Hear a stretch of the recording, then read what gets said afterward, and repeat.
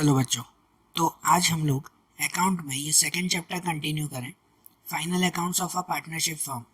देखो, इनमें हमने जो क्वेश्चंस देखे, आज हमें उसका दूसरा क्वेश्चन नंबर 17 देखना है। तो आपके टेक्स्ट बुक में देखो, क्वेश्चन नंबर 17 से हम लोग शुरुआत करें। लिखा हुआ है उसमें कि Man and Mohan are partner of a firm sharing profit and loss in a proportion of 1:1, मतलब कि इक्वल प्रोपोर्शन में। From the given below trial balance and adjustment, prepare final accounts for the year ending on 31/3/17।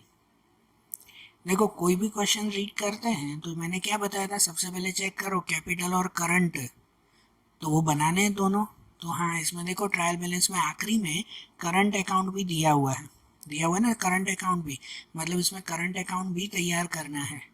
और पूरे में कहीं पर भी trading account या तो प्रॉफिट एंड लॉस अकाउंट ऐसा कोई अकाउंट है? तो ऐसा कोई अकाउंट नहीं है, बराबर। तो हम लोग सीधे इसकी एंट्री करते जाएंगे ना।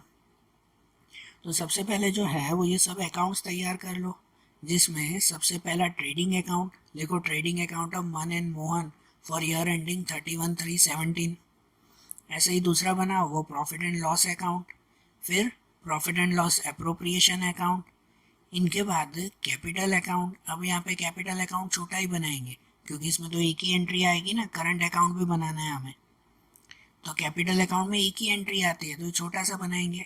उसके बाद करंट अकाउंट बनाएंगे थोड़ा बड़ा, और उनके बाद आखिरी में बैलेंस शीट। ओके, ये सब चीज़ बन जाए तो अब उनके बाद एडजस्टमेंट पहले शुरू करें। देखो, पहला एडजस्टमेंट, तो पहले एडजस्टमेंट में है the value of closing stock is 80,000, its market value is 10% more. Closing stock की वैल्यू 80,000 है और मार्केट वैल्यू 10% ज़्यादा है। अब कल भी मैंने बताया था, क्लोजिंग स्टॉक में हमेशा जो कम वैल्यू हो ना उसे गिनते हैं, ज़्यादा वाली वैल्यू गिनते नहीं हैं। तो इसमें जो 10% मोर है उसे काउंट ही नहीं करेंगे, क्लोजिंग स्टॉक हमारे लिए 80,000 ही हुआ है ना, ज़्यादा की वैल्यू हमें गिननी नहीं है ना, बस यही है हमारे पास 80,000। तो ये क्लोजिंग स्टॉक की एंट्री कहाँ करते हैं, तो उसकी एक एंट्री जाती है बैलेंस शीट में और एक एंट्री जाती है ट्रेडिंग अकाउंट के क्रेडिट में। तो एक सबसे पहले बैलेंस शीट के एसेट्स में लिखें, यहीं बैलेंस शीट में एसेट्स की तरफ लिखेंगे क्लोजिंग स्टॉक, यहाँ पे लिखेंगे ना क्लोजिंग स्टॉक 80,000 रुपीज़। और इसकी दूसरी एंट्री कहाँ, तो इसकी दूसरी एंट्री जाएगी ट्रेडिंग अकाउंट में, ट्रेडिंग अकाउंट में क्रेडिट साइड पे। तो ट्रेडिंग अकाउंट में क्रेडिट पे लिखे ये क्लोजिंग स्टॉक 80,000 रुपीज़। ये हो गई ना पहली एंट्री। उसके बाद दूसरा एडजस्टमेंट इसमें दिया हुआ है कि provide depreciation eight 10% on machine and building. Machine और बिल्डिंग पे 10% डेप्रिसिएशन गिनना है, दोनों पे गिनना है, मशीन पे भी बिल्डिंग पे भी। तो एक एक करके गिनते हैं। सबसे पहले मशीन पे गिने, तो देखो मशीन कहाँ दी गई है, हाँ वहाँ पे है ना कि मशीन ऑफिस, उसमें दिया हुआ है 1.5 lakh. And purchase of office machine 1/4/16 को 40,000। तो इसमें देखो उसके नीचे ये परचेस ऑफ मशीन भी था कि मशीन 1.5 लाख की है और उसके बाद 40,000 की मशीन और भी खरीदी हमने। तो दोनों पे हमें 10% का डेप्रिसिएशन गिनना होता है ना, ठीक है ना, कि हमने खरीदी मशीन तो उस पर भी तो डेप्रिसिएशन गिनेंगे ना। और कब खरीदी है, तो 1/4/16 मतलब साल की शुरुआत में, तो इस पर तो पूरे साल का ही डेप्रिसिएशन लगेगा। अगर हम लोग बीच में खरीदते हैं ना कभी ये मशीन, तो फिर 6 महीने का, 3 महीने का, 5 महीने का ऐसा डेप्रिसिएशन लगाते, लेकिन इसमें तो पूरे साल का लगेगा। तो चलो इस पर 10% गिनना है अगर, तो ये मशीन लिखते कहाँ है, बैलेंस शीट में लिखते हैं ना। तो बैलेंस शीट में एसेट्स में जाते हैं, तो बैलेंस शीट के एसेट्स में जाएंगे और वहाँ देखो एंट्री कैसे करेंगे कि यहाँ पर मशीन 1.5 लाख की हुई और प्लस परचेज की, यहाँ परचेज मतलब जो नई मशीन खरीदी, कितने की मशीन खरीदी, 40,000 की खरीदी ना। तो अब हमारे पास टोटल मशीन कितनी हो गई, 1,90,000 की, 1,90,000 की हमारे पास मशीन है। और उस पर हम लोग माइनस डेप्रिसिएशन करेंगे कि ये 1,90,000 के 10% गिनेंगे, कितने होंगे उसके 10%, 19,000, ये डेप्रिसिएशन होगा ना। तो बाहर इनका माइनस करके लिखेंगे 1,71,000 रुपीज़। ओके, और ये जो डेप्रिसिएशन है ना, तो इन डेप्रिसिएशन की दूसरी एंट्री भी करेंगे। तो इसकी दूसरी एंट्री कहाँ पर, इनकी दूसरी entry profit and loss account में, प्रॉफिट एंड लॉस अकाउंट के डेबिट में। तो इनकी दूसरी एंट्री करेंगे प्रॉफिट एंड लॉस के डेबिट में, यहाँ पर डेप्रिसिएशन ऑफ मशीनरी 19,000 रुपीज़, ठीक है ना। अब ऐसे ही बिल्डिंग पे भी गिनना है, तो बिल्डिंग कहाँ है, देखो उसके ही नीचे लिखा हुआ है बिल्डिंग 2.5 लाख रुपए। और बिल्डिंग पे ऐसा कुछ और है क्या, परचेस या कुछ नहीं है ना, तो इस पे डायरेक्टली हम लोग जो है वो 10% डेप्रिसिएशन गिनेंगे।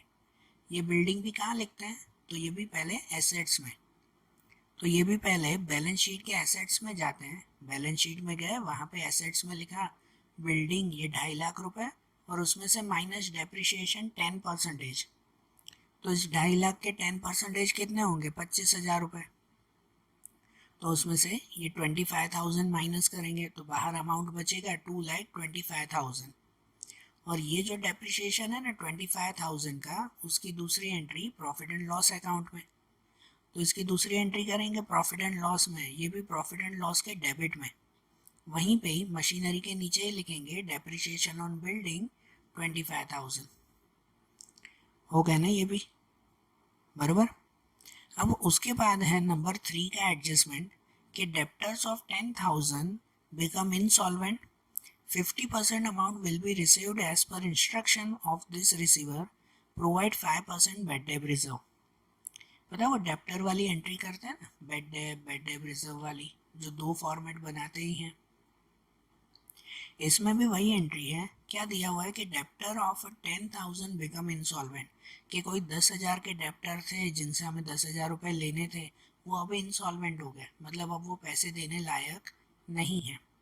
लेकिन 50% amount will be received as per instruction, और उनसे 50% अमाउंट हमें मिली है, बराबर। मतलब 10,000 पूरे नहीं, उसमें से 5,000 मिल गए, तो हमारा बेड डेप, हमारा नुकसान हुआ 5,000 का ही। और 5% बेड डेप रिजर्व भी गिननी है कि नहीं, 5% बेड डेप रिजर्व भी हम लोग गिनेंगे। तो ये डेप्टर की एंट्री करते हैं ना हम लोग बैलेंस शीट में, वहाँ पे पूरा फॉर्मेट बनाते हैं। लेकिन अब इस सम में एक चीज़ ध्यान दो, देखो इस पूरे सम में खाली अब यही एडजस्टमेंट है जिसके ऊपर ध्यान देना है, बाकी सब एंट्री पुरानी है, कोई भी दूसरी अब नई एंट्री नहीं है, सिर्फ ये एक एडजस्टमेंट ध्यान देना है। टिक कर लेना भले चाहिए तो इस एडजस्टमेंट को, कि यहाँ पे देखो डेप्टर पे हम लोग इफेक्ट देंगे ना, लेकिन उससे पहले एक फिफ्थ वाला एडजस्टमेंट है, वो भी हमें काउंट करना होगा, फिर थर्ड वाला एडजस्टमेंट काउंट करना होगा। मैंने आपको आगे भी काफ़ी सम में ये बोला है कि मैं यहाँ पे रीड नहीं कर रहा हूँ, लेकिन अगर हो ना तो पहले पूरा क्वेश्चन रीड कर लिया करो एडजस्टमेंट में भी, कि कहीं ऊपर नीचे कोई एडजस्टमेंट तो नहीं दिया हुआ है। जैसे देखो 3 से पहले 5 वाला एडजस्टमेंट देखो, 5 वाला कि goods of 2,000 is missed out to record in sales return book. Sales return book में हम लोग 2,000 लिखना भूल गए हैं, बराबर। तो ये तो सेल्स रिटर्न का है ना, लेकिन आपको पता है सेल रिटर्न, सेल या तो सेल रिटर्न, उनकी दूसरी एंट्री कहाँ जाती है, सेल की हो या सेल रिटर्न की हो, उसकी दूसरी एंट्री जाती है डेप्टर्स पे, है कि नहीं। और डेप्टर्स में ये सेल की एंट्री हो जाए ना, तो उसके बाद ही हम लोग बेड डेप गिनेंगे। आप लोग कैसे लिखते हो जनरली, ये तो प्रॉफिट एंड लॉस है, लेकिन बैलेंस शीट में आप लोग जनरली ऐसे लिखते हो ना कि भाई डेप्टर, उसकी अमाउंट लिखी, फिर उसमें माइनस बेड डेप किया, माइनस बेड डेप न्यू, वो अमाउंट लिखते हो, फिर minus bad debt reserve new, ऐसे लिखते हो आप लोग, करते हो कि नहीं। ये बैलेंस शीट में है, इसमें नहीं। तो अगर आप लोग पहले ये एंट्री कर देते ना, उसके बाद फिफ्थ वाला एडजस्टमेंट करने बैठोगे ना कि 2,000 जो है वो सेल रिटर्न बुक में भूल गए, तो वो सेल रिटर्न में लिखा, फिर डेप्टर में प्लस किया, तो वो गलत है, ठीक है। उसके बाद आखिरी में प्लस नहीं करेंगे। डेप्टर्स के ऊपर ये नोट कर लेना कहीं पर भी कि इन डेप्टर्स के ऊपर पहले अगर कोई सेल का एडजस्टमेंट है तो पहले वो एडजस्टमेंट काउंट करेंगे, और उसके बाद ये बेड डेप वाली चीज़ें काउंट करेंगे, ठीक है। तो डेप्टर्स के ऊपर है ना, पहले ये सेल का एडजस्टमेंट पूरा करना होगा, इसलिए देखो पहले ये एडजस्टमेंट रीड कर लिया करो कि पहले 5 वाला एडजस्टमेंट करेंगे, तो उसके बाद ही नंबर 3 वाला एडजस्टमेंट हो पाएगा। तो अब समझो पहले 5 वाला एडजस्टमेंट कि goods of 2,000 is missed out to record in sale return book. 2000 का सामान सेल रिटर्न बुक में लिखना भूल गए तो क्या करेंगे, सेल रिटर्न में लिख देना पहले। एक एंट्री तो वही ना कि सेल रिटर्न में प्लस कर दें, उसमें लिखना भूल गए हैं। तो सेल रिटर्न कहाँ लिखते हैं, सेल रिटर्न लिखते हैं हम लोग ट्रेडिंग अकाउंट में, ट्रेडिंग अकाउंट के डेबिट में। और आपके ऊपर देखो कि ऊपर कहीं सेल रिटर्न दिया हुआ है, ट्रायल बैलेंस में सेल रिटर्न कहाँ दिया हुआ है, तो ट्रायल बैलेंस में वो दिया हुआ है गुड्स रिटर्न, लिखा हुआ है ना गुड्स रिटर्न। तो उन गुड्स रिटर्न में डेबिट साइड पे जो अमाउंट आती है वो सेल रिटर्न कहलाती है। तो यहाँ डेबिट वाली 16,000 वो हमारा सेल रिटर्न है, क्रेडिट नहीं।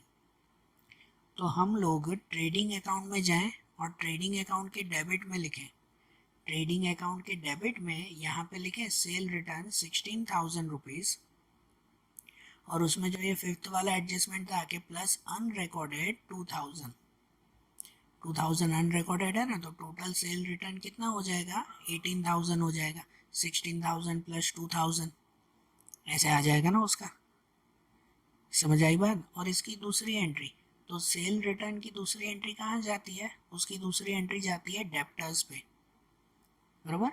और उसके लिए मैंने पहले एक सम में आपको रूल बताया था, ऐसे याद रखा करो कि अगर सेल रिटर्न है ना तो एंट्री उल्टी करते हैं। मतलब अगर सेल रिटर्न में यहाँ प्लस कर रहे हैं तो डेप्टर में से जाके क्या करेंगे, माइनस करेंगे, है ना। अगर सेल रिटर्न में यहाँ माइनस होता तो डेप्टर में जाकर प्लस करते। तो यहाँ प्लस किया है तो सेल रिटर्न वहाँ जाके माइनस करेंगे। तो अब हम लोग बैलेंस शीट में जाएं, बैलेंस शीट में एसेट्स पे लिखें, तो इसकी दूसरी एंट्री बैलेंस शीट के एसेट्स में जाते हैं और वहाँ लिखते हैं यहाँ डेप्टर्स, कि डेप्टर्स 25,000 के। अब हाँ, ये मैं बताना भूल गया कि इसमें से बताओ डेप्टर्स कहाँ पे हैं, ट्रायल बैलेंस में डेप्टर कहाँ है और कौन से हैं। तो ट्रायल बैलेंस में यहाँ कस्टमर और सप्लायर लिखा हुआ है ना, कस्टमर एंड सप्लायर। तो उसमें जो कस्टमर वो आपके डेप्टर कहलाते हैं, जिनको आप लोग सामान बेचते हो, तो कस्टमर आपके डेप्टर कहलाए। तो डेबिट वाला डेप्टर होता है, तो उसमें कस्टमर डेबिट में कितने दिए हुए हैं, 25,000 दिए हुआ है ना।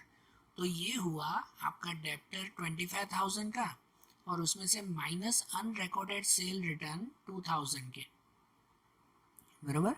अनरिकॉर्डेड सेल रिटर्न 2,000 का, तो बचा कितना, 23,000। इसे अंदर ही लिखा मैंने, बाहर नहीं। क्यों, क्योंकि अभी इसके ऊपर अभी बेड डेब और गिनना है ना, थर्ड वाला एडजस्टमेंट करना है कि नहीं अभी। तो अब इसके ऊपर हम लोग थर्ड वाला एडजस्टमेंट करेंगे। तो देखो थर्ड वाला एडजस्टमेंट जैसे हम लोग करें ना, तो उसके ऊपर वो बेड डेब का फॉर्मेट बनाते हैं ना, यहीं पर ही बनता है कि नहीं। तो यही इसी डेप्टर्स पे पहले जो है वो पूरा फॉर्मेट बना देंगे। ध्यान देना, मैंने तो अमाउंट्स भी लिखी है, आप लोग पहले वो पूरा फॉर्मेट बना देना कि यहाँ जो आपका डेप्टर्स बचा ना 23,000, तो उसके नीचे माइनस बेड डेप न्यू, और उसमें एक लाइन छोड़ के minus bad debt reserve new. Okay, अब इनकी एंट्री कैसे वो समझो। इन दोनों की एंट्री इम्पोर्टेंट है, खास समझना। इसमें स्टूडेंट बहुत बार मिस्टेक करते हैं, ये थर्ड वाले एडजस्टमेंट में ऑलमोस्ट मिस्टेक होती है, तो समझना कैसे करना है। इसके अंदर पहले तो लिखा हुआ है कि डेप्टर्स ऑफ 10,000 बिकम इंसॉल्वेंट, कि 10,000 के डेप्टर्स डूब गए, उन्होंने पैसे नहीं दिए, लेकिन 50% amount will be received as per instruction of the receiver. लेकिन उनमें से 50% अमाउंट रिसीव हो गई, मिल गई, मतलब 10,000 पूरे नहीं डूबे, उसमें से डूबे कितने हमारे, 5,000 के। तो मतलब ये जो बेड डेब लिखनी है ना, वो बेड डेब हम लोग कितनी लिखेंगे, 5,000 लिखेंगे, 10,000 नहीं। ओके, ये समझना बेटा कि 10,000 में से 50% अमाउंट मिल गई, तो बाकी की लिखेंगे हम लोग 50%, मतलब 5,000 ही।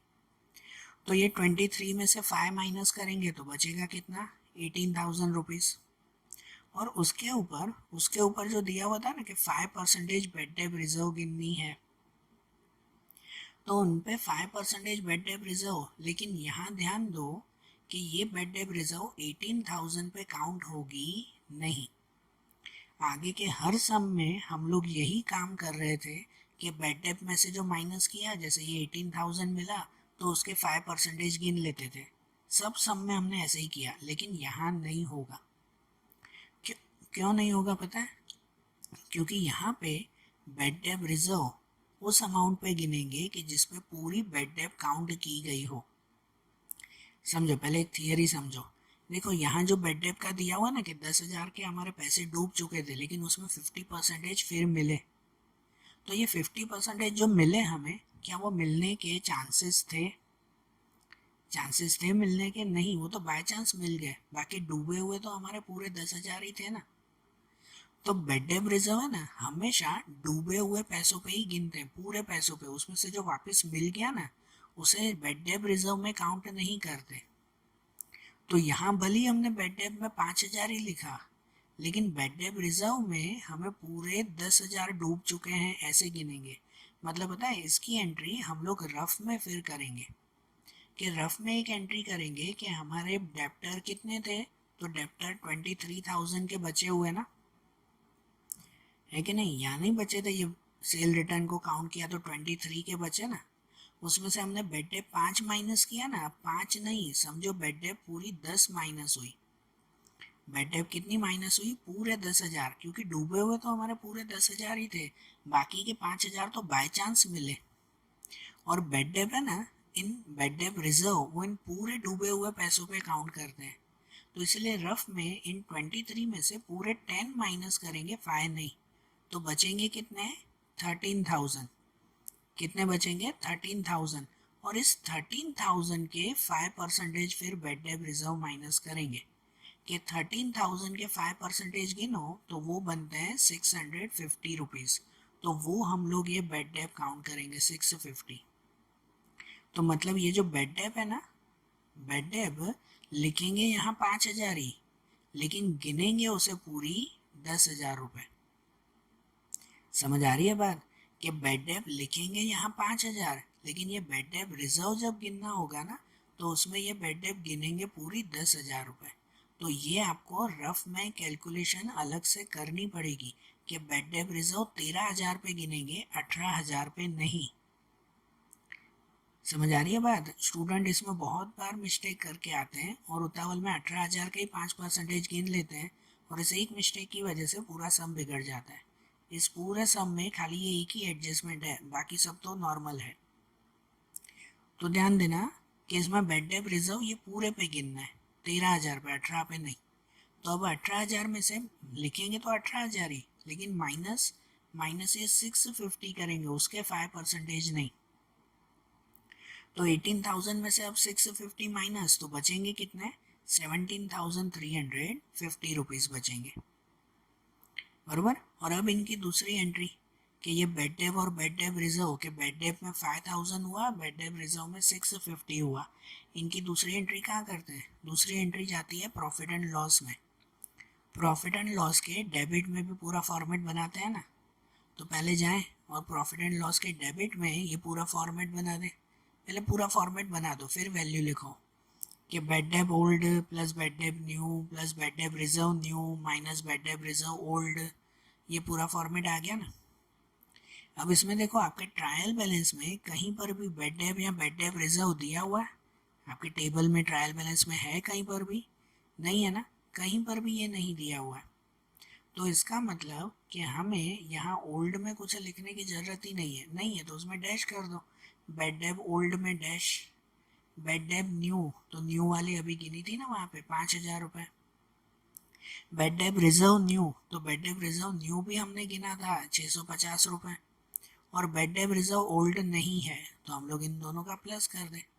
आप लोगों को वो ना लिखना हो, खाली इन दोनों का प्लस कर दो ना तो भी चलेगा, लेकिन फॉर्मेट बना दिया करो कि याद रहे हमें। तो इन दोनों का प्लस हो जाएगा ये 5,650 रुपीज़। समझे? ये डेप्टर की दो एंट्री हो गई ना। अब उसके बाद हम लोग चले फोर्थ वाले एडजस्टमेंट पे। कि फोर्थ एडजस्टमेंट में दिया हुआ है 10% interest is outstanding on bank overdraft. Bank overdraft पे हमें 10% इंटरेस्ट देना है। तो पहले तो देखो ट्रायल बैलेंस में बैंक ओवरड्राफ्ट है कहाँ पे? दिया हुआ है कहीं बैंक ओवरड्राफ्ट? तो बैंक ओवरड्राफ्ट नहीं, उसमें देखो लास्ट फोर्थ में दिया हुआ है बैंक एंड कैश अकाउंट, लिखा हुआ है ना बैंक और कैश अकाउंट। तो उसमें जो डेबिट में होता है वो कैश कहलाता है, लेकिन जो क्रेडिट में होता है वो बैंक ओवरड्राफ्ट कहलाता है। बैंक अकाउंट नहीं, वो बैंक ओवरड्राफ्ट। तो बैंक ओवरड्राफ्ट कितना है, 3,000 का है, और इस 3,000 पे ये 10% इंटरेस्ट भी देना है। बैंक ओवरड्राफ्ट हमारी लायबिलिटी हुई, हमारी जवाबदारी हुई, और उस पर जो अगर इंटरेस्ट देना पड़े तो वो हमारा खर्चा हो गया ना, कि एक तो ओवरड्राफ्ट के भी पैसे देने हैं और उल्टा इंटरेस्ट भी देना है, तो वो हमारा खर्चा हो गया। तो इसलिए इसकी पहली एंट्री तो लायबिलिटी में ही करेंगे। कहाँ पे, बैलेंस शीट के लायबिलिटी में। देखो कैसे लिखेंगे, याद रखना ये कि बैलेंस शीट की लायबिलिटी में जाते हैं और वहाँ क्रेडिट में, ये लायबिलिटी में, ठीक है, ऊपर स्पेस जोड़ेंगे और यहाँ लिखेंगे बैंक ओवरड्राफ्ट 3,000। 3,000 का बैंक ओवरड्राफ्ट है और उसमें प्लस आउटस्टैंडिंग इंटरेस्ट, कि उसमें इंटरेस्ट बाकी है कितना, 300 रुपये। इसके 10% करेंगे ना, 3,000 के 10% कितने, 300 रुपये। तो बाहर इनका प्लस हो जाएगा 3,300 रुपये के। टोटल अब इतने रुपए देने हैं कि 3,000 लायबिलिटी थी वो भी देनी थी, अब 300 रुपये का इंटरेस्ट भी देना है, बराबर। और ये जो 300 रुपये है ना, इनकी दूसरी एंट्री कहाँ पे, तो इनकी दूसरी एंट्री प्रॉफिट एंड लॉस के डेबिट में। ये नुकसान हुआ ना इंटरेस्ट जो दे रहे हैं, तो ये हमारा खर्चा है, तो प्रॉफिट एंड लॉस के डेबिट में जाएंगे और वहाँ पे लिखेंगे interest on bank overdraft 300 rupees. Okay, हो गया सब एडजस्टमेंट, फिफ्थ वाला भी कर ही दिया ना, सब एडजस्टमेंट कंप्लीट। अब हम लोग ऊपर से एंट्री करना शुरू कर दें। तो अब देखो, अब सीधी एंट्री करें। हाँ, तो पहले कैपिटल और ड्राइंग। तो इसमें जो कैपिटल है ना, क्रेडिट पे आता है वो कैपिटल ना, 2,80,000, 2,20,000। तो जो कैपिटल है उसे कैपिटल अकाउंट में लिखेंगे, और जो ड्राइंग है उस ड्राइंग को हम लोग करंट अकाउंट में लिखेंगे। सही बात है, कैपिटल को कैपिटल अकाउंट में और ड्राइंग को करंट अकाउंट में, है ना, इसमें दोनों बनाए हैं हमने। तो सबसे पहले कैपिटल अकाउंट में लिख दें। कैपिटल अकाउंट में क्रेडिट साइड पे जाएं और क्रेडिट पे लिख दें ये बैलेंस ब्रॉड फॉरवर्ड। कितना, मन में 2,80,000, मोहन में 2,20,000। ये इसकी एंट्री हो गई ना पहले कैपिटल में, इसमें तो एक ही एंट्री आती है बस, अब इसमें और कोई एंट्री नहीं। दूसरी जो ड्राइंग की एंट्री करनी है वो कहाँ करनी है, तो वो बनानी है हमें करंट अकाउंट में। करंट अकाउंट के डेबिट में, ड्राइंग डेबिट में आता है ना, तो करंट अकाउंट में जाएं और उसके डेबिट में लिखें ये टू ड्राइंग, मन में 3,000, मोहन में 4,500, ऐसा दिया हुआ ना ये। तो उसके बाद की एंट्री परचेस सेल, तो परचेस और सेल, डेबिट वाला परचेस, क्रेडिट वाला सेल। परचेस सेल कहाँ लिखते हैं, तो वो लिखते हैं ट्रेडिंग अकाउंट में। तो इसे ट्रेडिंग अकाउंट में लिखें। ट्रेडिंग अकाउंट में जाएं, डेबिट में लिखें परचेस, जो डेबिट की अमाउंट 80,000, और क्रेडिट में लिखें सेल, क्रेडिट की अमाउंट 1,20,000। ठीक है, ये सीधी सीधी एंट्री। उसके बाद है एडवर्टाइजमेंट एक्सपेंस। एडवर्टाइजमेंट एक्सपेंस कहाँ पे, तो प्रॉफिट एंड लॉस के डेबिट में। तो प्रॉफिट एंड लॉस के डेबिट में जाते हैं और वहाँ पे लिखें ये एडवर्टाइजमेंट एक्सपेंस 7,000 रुपीज़। फिर कैरेज आउटवर्ड, तो कैरेज आउटवर्ड भी यहीं पे ही आएगा, इसके नीचे लिखेंगे कैरेज आउटवर्ड 850 रुपीज़। उसके बाद है मशीन। मशीन की एंट्री तो हो गई ना, machine, purchase of office machine वो भी हो गई। उसके नीचे बिल्डिंग की एंट्री भी कर दी हमने। उसके बाद है ऑफिस सैलरी। तो ऑफिस सैलरी कहाँ लिखते हैं, वो भी यहीं लिखते हैं ना, ये जो कैरेज आउटवर्ड लिखा उसके नीचे ही प्रॉफिट एंड लॉस में ही आएगा ना। तो ऑफिस सैलरी 15,000, वो भी यहीं पे लिखेंगे, ऑफिस सैलरी 15,000 रुपीज़। ठीक है, फिर कस्टमर सप्लायर। तो कस्टमर सप्लायर मतलब डेप्टर और क्रेडिटर। तो जिसमें से डेप्टर की एंट्री तो कर दी थी, उसमें तो पूरा एडजस्टमेंट गिना ना। डेबिट वाले डेप्टर होते हैं वो 25,000 की एंट्री कर दी थी, लेकिन क्रेडिट में जो दिया हुआ है ना क्रेडिटर, उसको नहीं लिखा था हमने, उसकी एंट्री तो बाकी है ना। ध्यान रखना बेटा, एक एंट्री की है, दोनों नहीं की है हमने। तो जो क्रेडिट में 35,000 है वो क्रेडिटर्स है, तो क्रेडिटर की एंट्री कहाँ लिखते हैं, क्रेडिटर्स की एंट्री लिखते हैं हम लोग बैलेंस शीट के लायबिलिटी में। तो अब जाएं बैलेंस शीट में और बैलेंस शीट के लायबिलिटी में लिखें ये क्रेडिटर 35,000 रुपीज़। ओके, उसके बाद है गुड्स रिटर्न। टेक्स्ट बुक में ना गुड्स रिटर्न, गुड्स रिटर्न मतलब ये सेल रिटर्न और परचेस रिटर्न है, जिसमें से सेल रिटर्न को हमने गिन लिया था, वो एडजस्टमेंट में गिन लिया ना। जो डेबिट में अमाउंट आता है वो सेल रिटर्न होता है, तो उसे हमने लिख दिया था। लेकिन जो क्रेडिट में दिया हुआ ना 14,000, ये परचेस रिटर्न है, क्रेडिट वाला परचेस रिटर्न, उसे हमने नहीं लिखा है। तो ये परचेस रिटर्न कहाँ आता है? परचेस रिटर्न आता है ट्रेडिंग अकाउंट में। क्रेडिट में है तो उसमें भी ट्रेडिंग अकाउंट के क्रेडिट में लिखेंगे। तो जाते हैं ट्रेडिंग अकाउंट में और ट्रेडिंग अकाउंट के क्रेडिट में लिखते हैं ये परचेस रिटर्न 14,000 रुपीज़। ठीक है। उसके बाद वेट चार्जेस। वेट चार्जेस मतलब क्या? कोई चीज़ का वजन करवाता है ना, तो उसके जो चार्जेस लगते हैं वो। और ये वेट चार्जेस वो ट्रेडिंग अकाउंट में आते हैं, क्योंकि वेट चार्जेस वो हमारा परचेस एक्सपेंस है। ये याद रखना बेटा, वेट चार्जेस परचेस एक्सपेंस है और परचेस एक्सपेंस हमेशा ट्रेडिंग अकाउंट में आता है।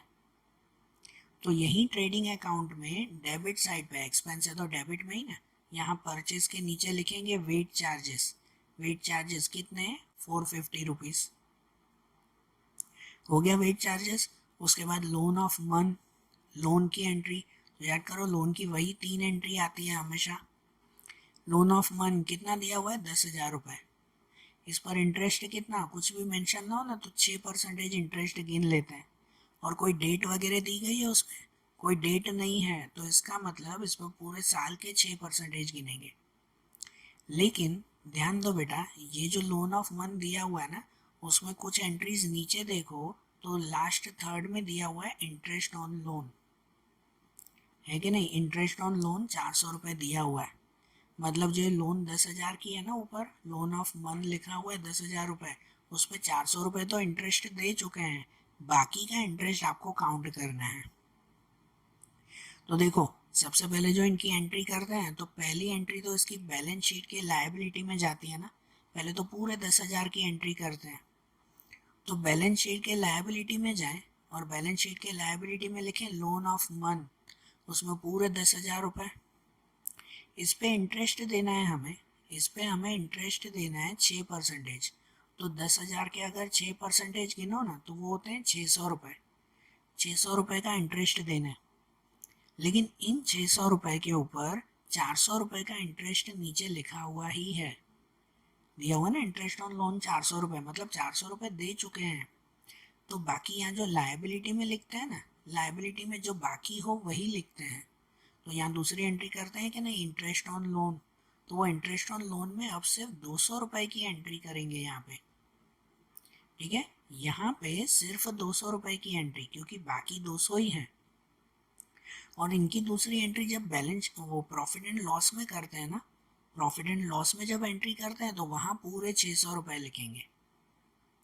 तो देखो यहाँ लोन ऑफ मंथ और उसके नीचे जो इंटरेस्ट की एंट्री करते हैं वो यहीं पे ही लिखे हम लोग कि इंटरेस्ट ऑन लोन, है ना, आउटस्टैंडिंग इंटरेस्ट ऑन लोन जो बाकी है वो कितना, सिर्फ 200 रुपये का। और इसकी दूसरी एंट्री जाती है प्रॉफिट एंड लॉस में। तो प्रॉफिट एंड लॉस के डेबिट में जाएंगे और वहाँ पे लिखेंगे हम लोग इंटरेस्ट ऑन लोन 400 रुपये का जो पहले ही दिया हुआ है, और प्लस आउटस्टैंडिंग 200 रुपये का। तो टोटल इंटरेस्ट हो जाएगा 600 रुपये का। ऐसे हो गया ना, ये लोन की एंट्री हो गई ना। उसके बाद अब क्या है, तो उसके बाद है कस्टम ड्यूटी। कस्टम ड्यूटी ये हमारा परचेज एक्सपेंस कहलाता है। जब हम बाहर से कोई सामान मंगवाते हैं तो उसके ऊपर जो टैक्स देना पड़ता है ना, वो टैक्स आपकी कस्टम ड्यूटी कहलाती है। बाहर से कुछ भी मंगवाओ तो जो टैक्स देना पड़े वो आपकी कस्टम ड्यूटी। और कस्टम ड्यूटी की एंट्री कहाँ पे करते हैं, तो कस्टम ड्यूटी पता है ना परचेज एक्सपेंस है, तो उसे लिखेंगे ट्रेडिंग अकाउंट में, ट्रेडिंग अकाउंट के डेबिट में। तो हम लोग कस्टम ड्यूटी के लिए ट्रेडिंग अकाउंट में जाए, ट्रेडिंग अकाउंट के डेबिट में लिखें ये कस्टम ड्यूटी 1300 रुपीज़। ओके। फिर कस्टम ड्यूटी के बाद है गुड्स स्टॉक। गुड स्टॉक जिसमें दिया हुआ 1416, मतलब 14 मतलब ये ओपनिंग स्टॉक हुआ, साल के शुरुआत का स्टॉक। तो वो शुरुआत का स्टॉक जो 42,000 है वो ओपनिंग स्टॉक कहाँ पे लिखते हैं, वो भी तो ट्रेडिंग अकाउंट में ही लिखते हैं ना, ट्रेडिंग अकाउंट के डेबिट में ऊपर ऊपर लिखते हैं ना ये। तो यहाँ पर ऊपर ऊपर लिखेंगे ओपनिंग स्टॉक 42,000 रुपीज़, बरोबर। यहाँ पे आएगा ये 42,000। फिर ओपनिंग स्टॉक के बाद उसके बाद दिया हुआ है ट्रेडिंग एक्सपेंस। तो ट्रेडिंग एक्सपेंस कहाँ लिखते हैं, मैंने पहले भी बताया था ट्रेडिंग एक्सपेंस ट्रेडिंग अकाउंट में मत लिखना, trading expense profit and loss account में आता है, वो हमारे सेलिंग एक्सपेंस में होते हैं, तो उसे प्रॉफिट एंड लॉस में लिखेंगे। हम लोग जाएं प्रॉफिट एंड लॉस में और प्रॉफिट एंड लॉस के डेबिट में लिखें ये ट्रेडिंग एक्सपेंस 1300 रुपीज़। उनके बाद है वेजेस एंड आउटस्टैंडिंग वेजेस। तो देखो वेजेस और आउटस्टैंडिंग वेजेस ये दोनों की अलग अलग एंट्री होगी। वेजेस जो डेबिट में आते हैं ना वो वेजेस कहलाए हमारे, उसकी एंट्री होगी ट्रेडिंग अकाउंट में, ये हमारे एक्सपेंस है ना। वेजेस हमेशा परचेज एक्सपेंस होते हैं और वेजेस की एंट्री हमेशा ट्रेडिंग अकाउंट में ही आती है। और जो आउटस्टैंडिंग वेजेस है ना, आउटस्टैंडिंग वेजेस जो क्रेडिट में दिए हुए 2600, और उन आउटस्टैंडिंग वेजेस की एंट्री होती है लायबिलिटी में। उसकी एंट्री कहाँ पे करेंगे, लायबिलिटी में करेंगे हम लोग। ओके, तो देखो जो वेजेस है ना उसे पहले लिखे ट्रेडिंग अकाउंट में, तो पहले ट्रेडिंग अकाउंट में जाते हैं और ट्रेडिंग अकाउंट में डेबिट में लिखेंगे ये वेजेस कितने 750 रुपीज़, और दूसरे जो आउटस्टैंडिंग वेजेस हैं उसे लिखेंगे लायबिलिटी में। तो वो जाए बैलेंस शीट में, कि बैलेंस शीट के डेबिट में लिखें, सॉरी मतलब लायबिलिटी में लिखें, उसमें लायबिलिटी में लिखें आउटस्टैंडिंग वेजेस 2600 रुपीज़, बराबर। उनके बाद है commission paid in advance. Commission paid in advance, commission पे किया है मतलब एक्सपेंस है, और एक्सपेंस अगर एडवांस में दे दो ना तो वो प्रीपेड एक्सपेंस कहलाता है। और प्रीपेड एक्सपेंस हमेशा यहाँ एसेट्स पे लिखते हैं, ये बहुत बार आ चुका है। प्रीपेड एक्सपेंस कहाँ लिखते हैं, हमेशा यहाँ एसेट्स में, मतलब यहाँ एसेट्स में ही एंट्री करेंगे कमीशन पेड इन एडवांस, यहाँ अमाउंट, तो इसकी एंट्री यहाँ पे लिखें commission paid in advance 350 rupees, ठीक है ना, सीधी सीधी अमाउंट ही लिखेंगे। उसके बाद bank account and cash account, तो जो डेबिट में है वो कैश अकाउंट होता है और क्रेडिट वाला बैंक अकाउंट बैंक ओवरड्राफ्ट होता है। तो वो बैंक ओवरड्राफ्ट की एंट्री तो कर दी थी ना हमने, यही बैलेंस शीट में यहाँ लिख दिया था ना लायबिलिटी में बैंक ओवरड्राफ्ट। और जो डेबिट का कैश बैलेंस है वो कैश बैलेंस कहाँ लिखते हैं, यहाँ एसेट्स में। अब यहाँ आखिरी में लिखेंगे कैश बैलेंस, तो ये कमीशन के नीचे ही लिखे हम लोग कैश बैलेंस 20,700 रुपीज़। ओके, उसके बाद इंटरेस्ट ऑन लोन वो लिख दिया हमने। फिर इन्वेस्टमेंट इन 8% गवर्नमेंट सिक्योरिटी, कि ये इन्वेस्टमेंट है। अब ये भी एक चीज़ ध्यान दो, आपको पता है जैसे आप लोग लोन की एंट्री करते हो ना, लोन की 3 एंट्री होती है हमेशा, कि यहाँ पे लोन पूरी अमाउंट लिखते हैं, फिर उसके ऊपर इंटरेस्ट लिखते हैं, और फिर प्रॉफिट एंड लॉस में उसकी दूसरी एंट्री करते हैं। ये लोन पे जो इंटरेस्ट देते हैं ना वो हमारा एक्सपेंस होता है। तो जैसे यहाँ आप लोग लोन की एंट्री करते हो ना, वैसे कभी अगर इन्वेस्टमेंट दिया हो ना, जैसे यहाँ पे इन्वेस्टमेंट दिया हुआ है, तो वो इन्वेस्टमेंट की एंट्री यहाँ होती है। और इन्वेस्टमेंट में भी वैसी ही 3 एंट्री होती हैं।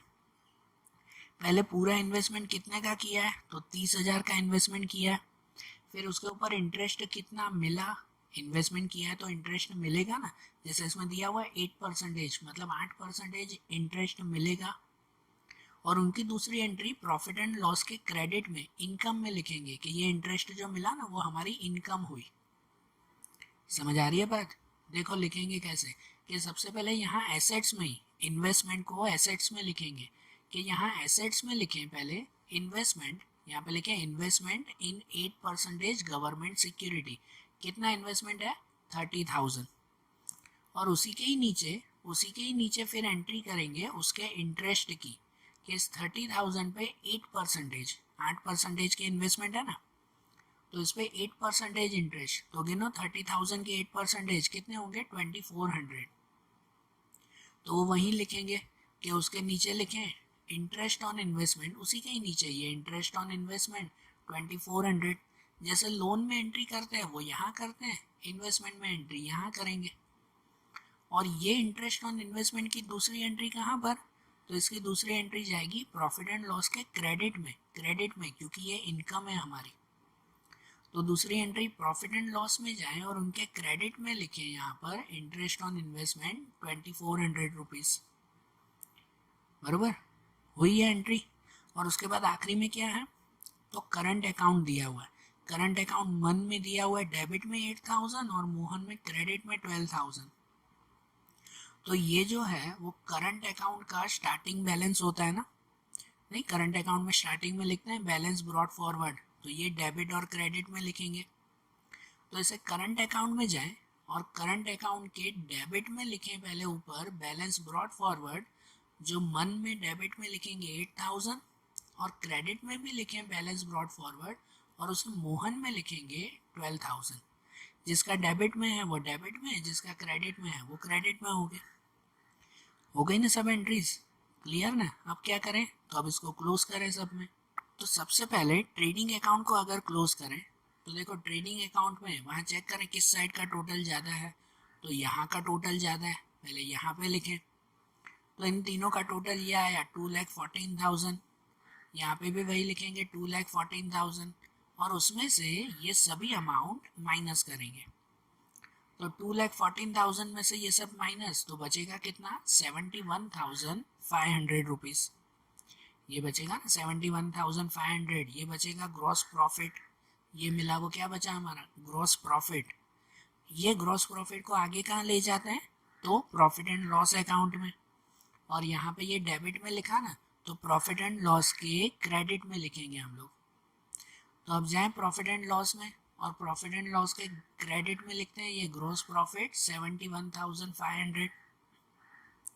अब टोटल करें ना, तो देखो अब अगर टोटल करें ना तो इसमें इस साइड का डेबिट का टोटल ज़्यादा आ रहा है, इसमें डेबिट का टोटल ज़्यादा है, आप लोग चेक करना किस में है ज़्यादा। तो यहाँ का टोटल ज़्यादा है तो पहले इसका टोटल करेंगे, तो इन सब का टोटल किया ना तो आंसर आया 74,700। तो इस साइड भी आंसर आएगा 74,700 और इस 74,700 में से ये ऊपर की दो ही अमाउंट है वो दोनों माइनस करेंगे, तो बचेगा कितना, बचेगा सिर्फ 800।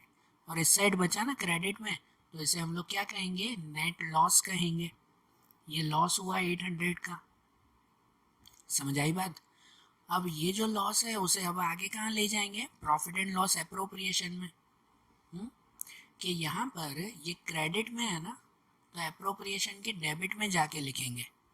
तो अब एप्रोप्रिएशन में जाएं, वहाँ पे पहले कोई एंट्री की ही नहीं थी, तो यही एंट्री है कि डेबिट में पहले लिखेंगे नेट लॉस 800 और क्लोज भी सही करेंगे ना, कि ये 800 को क्लोज करें, यहाँ पे भी 800 टोटल, वही टोटल यहाँ पर भी 800 और उसमें कुछ माइनस करने के लिए है ही नहीं, तो यहाँ पे भी 800 ही लिखेंगे।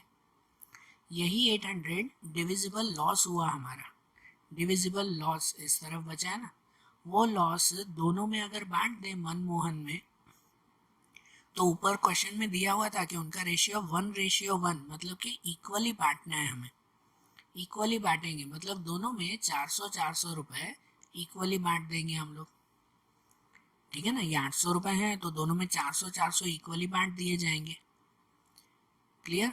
और ये जो डिविजिबल लॉस हुआ ना, ये डिविजिबल लॉस अब आगे कहाँ ले जाएंगे करंट अकाउंट में, ध्यान देना करंट अकाउंट में ले जाएंगे, कैपिटल में इसमें कुछ भी नहीं। और यहाँ क्रेडिट में है ना डिविजिबल लॉस, तो करंट अकाउंट के डेबिट में लिखेंगे। तो अब जाते हैं फिर से करंट अकाउंट में और करंट अकाउंट के डेबिट में यहाँ पे लिखेंगे डिविजिबल लॉस कितना, तो दोनों में 400 रुपीज़। और अब चेक करेंगे कि किस तरफ किसका टोटल ज़्यादा है। अब दोनों अकाउंट एक एक करके क्लोज करें ना, पहले अगर मन को क्लोज करें ना तो उसमें देखो किस तरफ ज़्यादा है, उसमें इसी साइड ज़्यादा है, यहाँ तो कोई अमाउंट ही नहीं थी मन में, इसी साइड की ये 3 अमाउंट है, तो इसी का टोटल करेंगे इसमें, कि इसका टोटल ये आया 11,400, यहाँ पर भी वही लिखा है 11,400 और ऊपर कुछ माइनस के लिए नहीं था उसमें, तो वही अमाउंट लिखी 11,400, उसे क्या लिखा हमने बैलेंस कैरी फॉरवर्ड, ये आखिरी का बैलेंस बचा ना।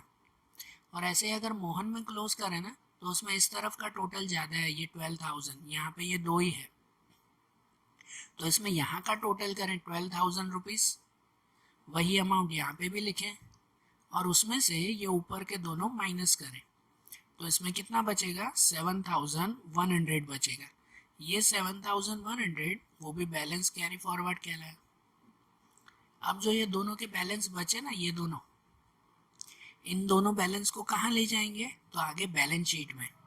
और याद है उसका जो रूल बताया था कि जो अगर डेबिट में बैलेंस बच रहा है ना तो उसे लायबिलिटी में लिखते हैं, मतलब ये जो मोहन है उसे लायबिलिटी में लिखेंगे ये 7,100, और जो क्रेडिट में बैलेंस बचे ना तो उसे एसेट्स में लिखते हैं, मतलब इस मंथ का ये 11,400 वो एसेट्स में लिखेंगे। ठीक है, ध्यान देना दोनों की एंट्री। तो इसे बैलेंस शीट में ले जाए, और बैलेंस शीट में यहाँ लायबिलिटी में ऊपर लिख दिया, भले आप नीचे लिखो, यहाँ लिखो कि ये करंट अकाउंट मोहन का लिखा 7,100, और यहाँ पे ये करंट अकाउंट मन का लिखा ये ऊपर 11,400। भले नीचे लिखो, करंट अकाउंट चलेगा यहाँ पे या यहाँ पे, बरोबर। ये एंट्री हो गई करंट अकाउंट की भी। अब आखिरी में बाकी रहा हमारा कैपिटल अकाउंट, जिसे क्लोज करके भी यही लेके आए। तो अब कैपिटल अकाउंट क्लोज करें तो उसमें तो वही एंट्री आएगी ना, है ही ये दो बैलेंस। पहले अगर मन में 2,80,000, यहाँ पे भी वही लिखें 2,80,000, और माइनस तो कुछ होगा नहीं, यहाँ पे भी वही एंट्री। वैसे ही मोहन में भी ये 2,20,000 का टोटल, वही आंसर यहाँ पर भी लिख दें, और उसमें भी कुछ माइनस के लिए है नहीं, तो यही 2,20,000 होगा, बरोबर। और ये जो दोनों बैलेंस बचेंगे ना, ये हमारा बैलेंस कैरी फॉरवर्ड कहलाया। इस बैलेंस को आगे कहाँ ले जाएंगे, तो इस बैलेंस को आगे ले जाएंगे हम लोग बैलेंस शीट में। कहाँ पे ले जाएंगे, बैलेंस शीट। तो बैलेंस शीट में यहाँ लायबिलिटी में लिखे ऊपर ही ऊपर ये कैपिटल अकाउंट, मन में 2,80,000, मोहन में 2,20,000, टोटल हो जाएगा ये 5 लाख। और फाइनली इन दोनों का टोटल, कि यहाँ पे ये लायबिलिटी का टोटल कर दें इन सब का, तो इन सब का टोटल आ जाएगा ये 5,58,200 रुपीज़। और वैसे ही यहाँ पे इन सब का टोटल करें तो इन सब का टोटल आ जाएगा ये 5,58,200। अगर दोनों का टोटल इक्वल आया तो आंसर आपका करेक्ट है, बरोबर। तो देखो आज जैसे हमने ये क्वेश्चन देखा ना, अब इनके दूसरे क्वेश्चंस जो लास्ट के कुछ क्वेश्चंस हैं वो अब हम लोग अगले वीडियोस में देखेंगे।